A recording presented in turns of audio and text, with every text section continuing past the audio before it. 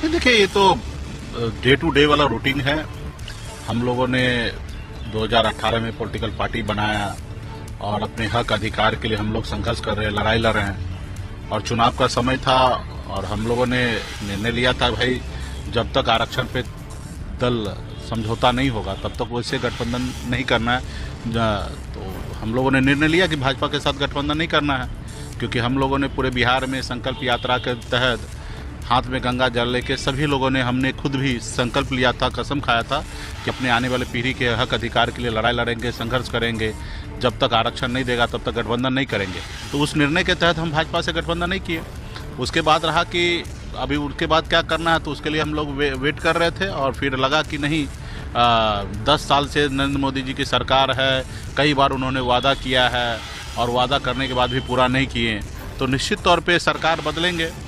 और जब नई सरकार बनेंगे राहुल गांधी जी के नेतृत्व में, तो वो सरकार में हमारी ताकत होगा और वहाँ पे हम लोग चाहेंगे कि आरक्षण हो। और राहुल गांधी जी का भी एजेंडा है कि जिसकी जितनी हिस्सेदारी संख्या है उतने उसको हिस्सेदारी मिलना चाहिए।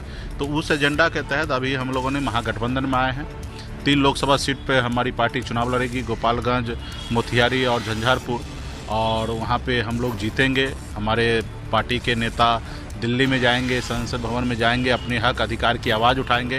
वो बोलेंगे कि भाई जब बंगाल में निषाद को आरक्षण है, जब दिल्ली में निषाद समाज के सभी उपजाति को आरक्षण है, चाहे वो बिंद हो, बेलदार हो, नोनिया हो, मलाह हो, चाहे हो तियर हो, बनपर हो, गोरी हो, ये सभी 22 उपजाति को जब आरक्षण मिल रहा तो बिहार या उत्तर प्रदेश, झारखंड क्यों नहीं। तो निश्चित तौर पर यहाँ पर मजबूती से 10% हमारे पास वोट है।